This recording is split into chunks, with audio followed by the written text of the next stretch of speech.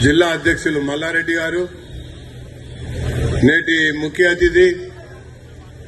మరి అందరి ఆత్మీయ సోదరులు,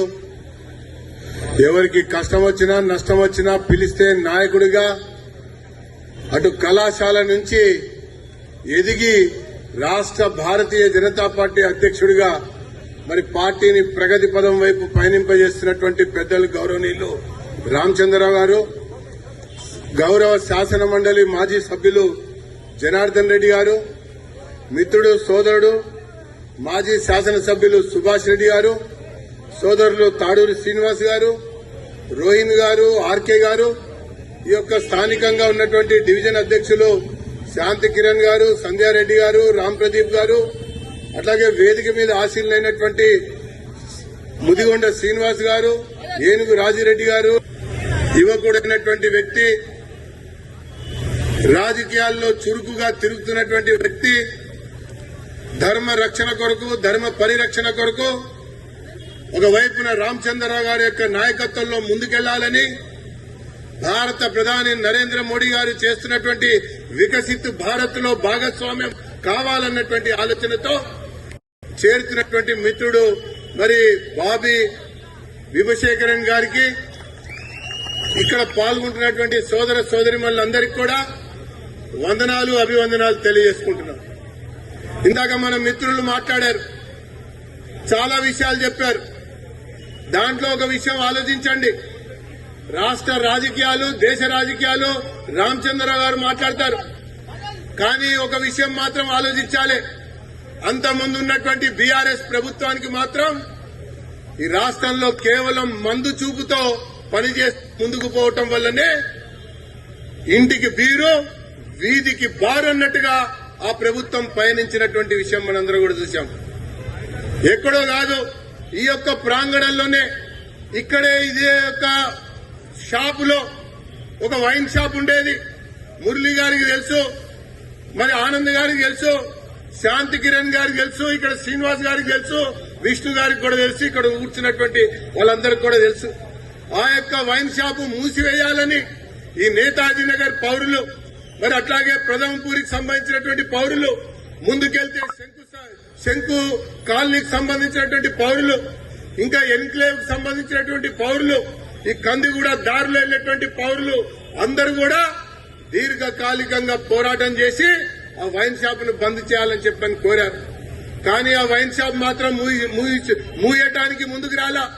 అనుమతి ఉంది అని చెప్పి నడిపించడానికి ప్రయత్నం చేసినటువంటి తరుణంలో నేను శాసనసభ్యుడిగా ఉన్న సమయంలో అక్కడ ఉన్నటువంటి మహిళలు, అక్కడ ఉన్నటువంటి పౌరులు వాళ్ళ ఇంటి ముందర ఏ రకంగా తాగి పడిపోతున్నటువంటి దృశ్యాలను చూపిస్తూ వస్తే నేను ఒకటే మాట చెప్పాను, ఇదే యొక్క నేతాజీ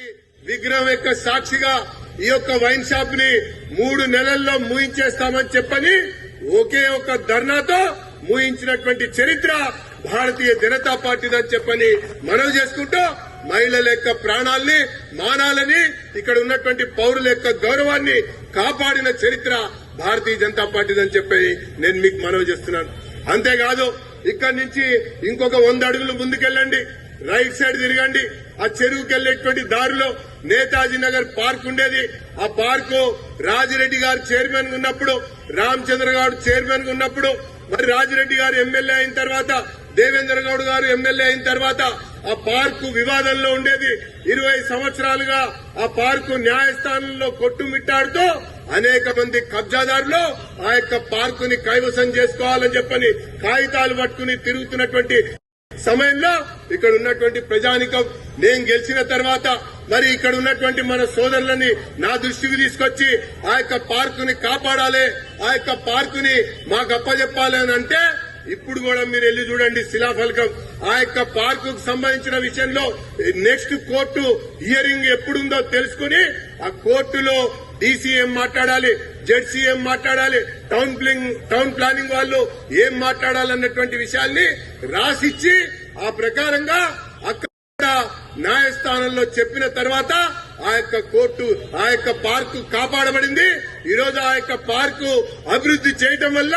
బ్రహ్మాండంగా అక్కడ మార్నింగ్ వాక్, ఈవినింగ్ వాక్, పక్కన దేవాలయంతో పాటు మహిళలు చుట్టూ తిరుగుతున్నటువంటి విషయం మనందరూ కూడా కనబడుతుందని చెప్పని నేను మీకు మనవి చేస్తున్నాను. సందర్భంగా వివరించానని చెప్పని నేను మనవి చేస్తున్నాను. అంతేకాకుండా నేను శాసనసభ్యుడిగా ఉన్న సమయంలో ఇందాక సుభాష్ రెడ్డి గారు చెప్పారు, మల్లారెడ్డి గారు చెప్పారు, తాడూరి గారు చెప్పారు, ఈ యొక్క నియోజకవర్గానికి వేల కోట్ల రూపాయలు నిధులు తీసుకొచ్చినటువంటి చరిత్ర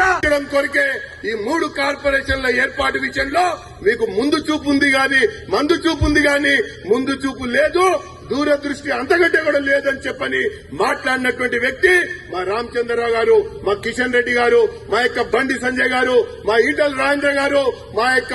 ఇతర గౌరవ శాసనసభ్యులందరూ కూడా నోరు విప్పి గలం విప్పి ఈ ప్రభుత్వం యొక్క మెడలు వంచడం కొరకు మాట్లాడారని చెప్పని నేను మీకు మనవి చేస్తా ఉన్నా. ఈ రోజు అతి ఆలోచన లేకుండా అనాలోచితంగా ఈరోజు కార్పొరేషన్లు ఏర్పాటు చేసి ప్రజలని అనేక రకాలుగా ఇబ్బందులకు గురి చేయాలని చెప్పని ప్రయత్నం చేస్తున్నటువంటి తరుణంలో ఒక్కసారి ఆలోచించాలని చెప్పని నేను మనవి చేస్తున్నాను. అప్పటికప్పుడే